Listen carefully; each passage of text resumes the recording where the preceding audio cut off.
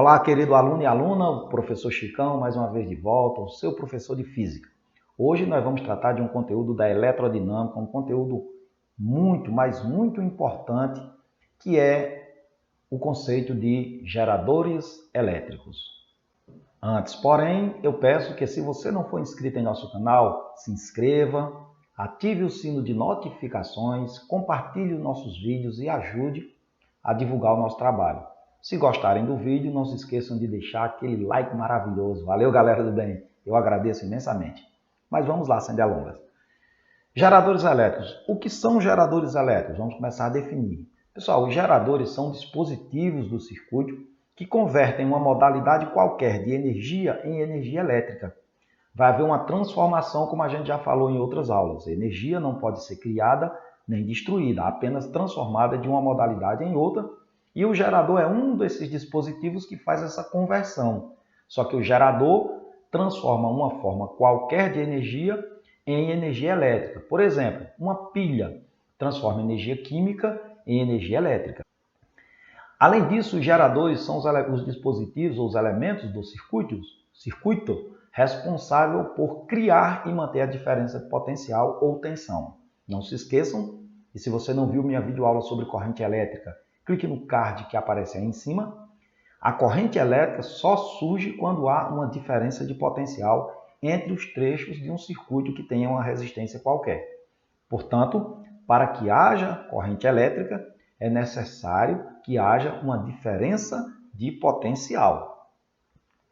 A corrente no circuito, ela sempre vai se mover, e aí nós estamos adotando o sentido convencional de corrente elétrica, do potencial maior para o potencial menor, ou seja, do polo positivo da bateria, ou do gerador, perdão, para o polo negativo. Sempre nesse sentido, no circuito elétrico. O gerador ideal, o que seria um gerador ideal? Um gerador é dito ideal, galera, quando a sua resistência interna é nula.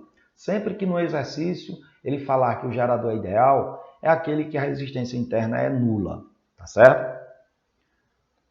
Como é que eu represento o gerador num circuito? Então aqui eu montei um circuito simples, dotado de fios, cuja resistência é desprezível, uma resistência externa, pode ser aqui um ferro, uma lâmpada, um aparelho qualquer.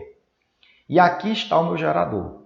O gerador é representado por dois traços paralelos de tamanhos diferentes, né? O traço menor indica o polo negativo, o traço maior indica o polo positivo.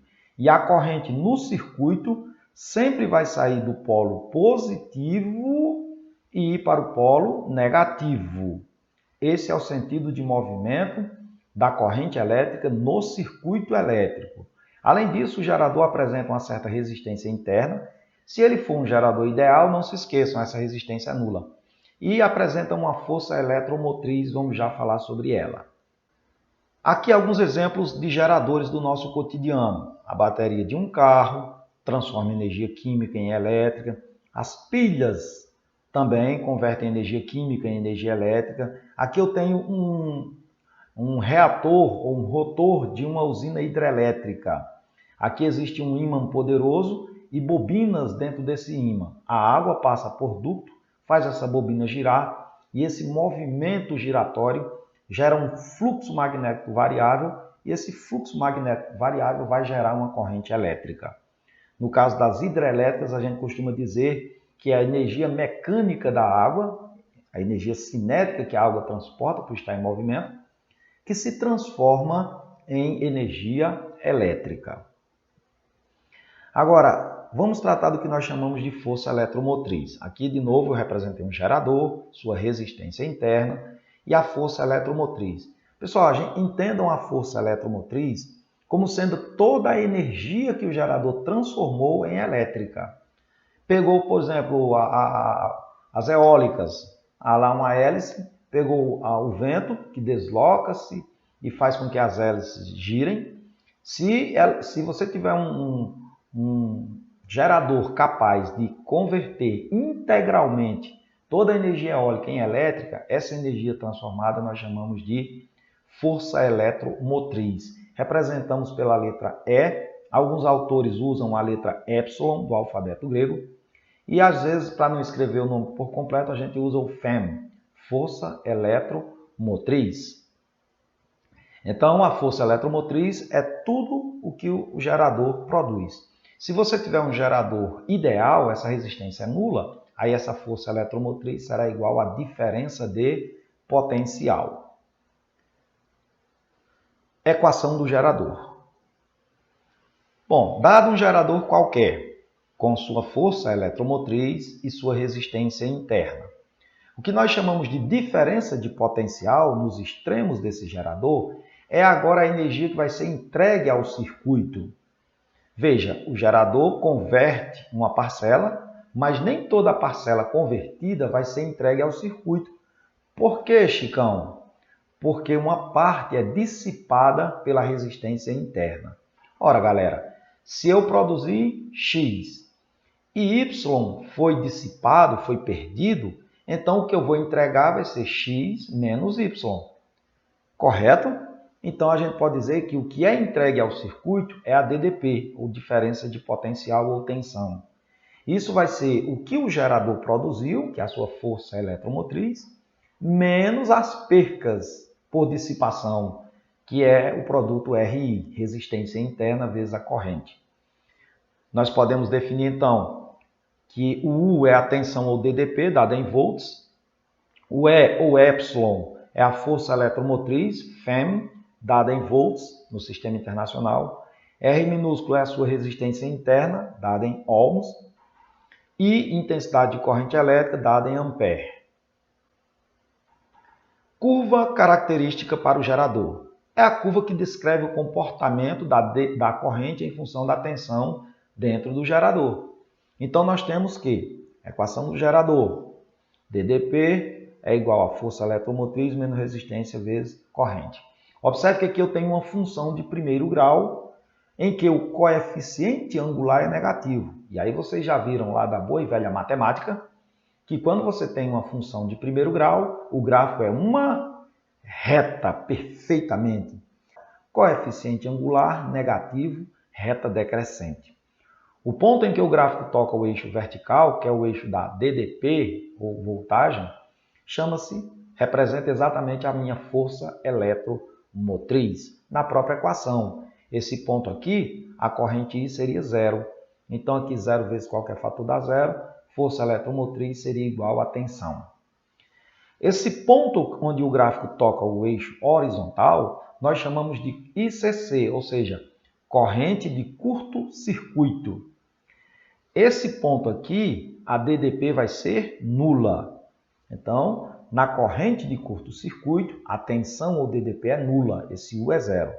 Se eu substituo aqui na equação, agora eu vou passar esse termo RI para o primeiro membro. O que eu quero encontrar aqui é a corrente. Está subtraindo, passa a somar, 0 mais RI dá RI. Isolando o I, R está multiplicando, passa a dividir. E aqui eu tenho a corrente de curto-circuito. É a força eletromotriz dividido pela resistência interna. Não se esqueça de se inscrever em nosso canal, deixar aquela curtida se estiver gostando e compartilhar os vídeos com seus amigos. Lei de Ohm-Polier. A lei de Ohm-Polier estabelece o seguinte, imagine que você tem um circuito simples como esse.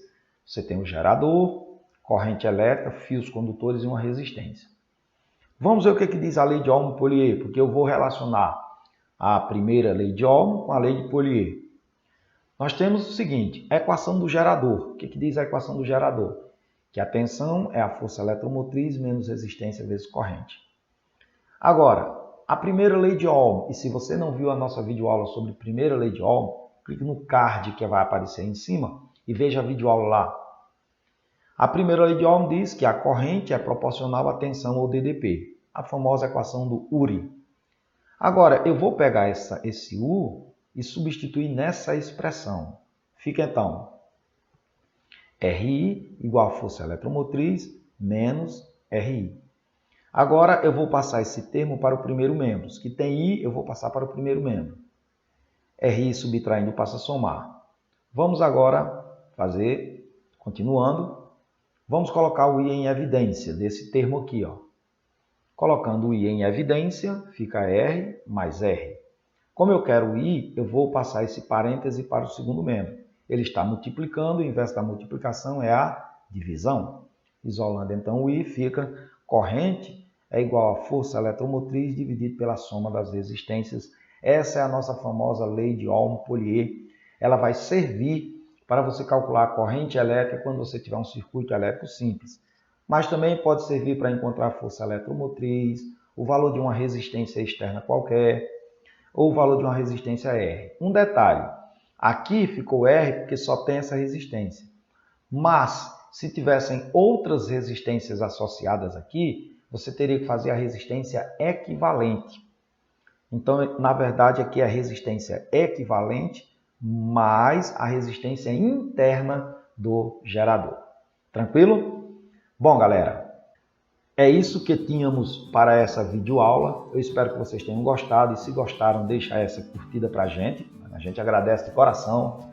Se não for inscrito em nosso canal, a gente pede também encarecidamente que se inscreva e principalmente compartilhe esse vídeo com aquelas pessoas que estão, assim como você, estudando e se preparando para o Enem e os vestibulares. Muitíssimo obrigado pela atenção, um forte abraço e até a próxima aula com resolução de exercícios.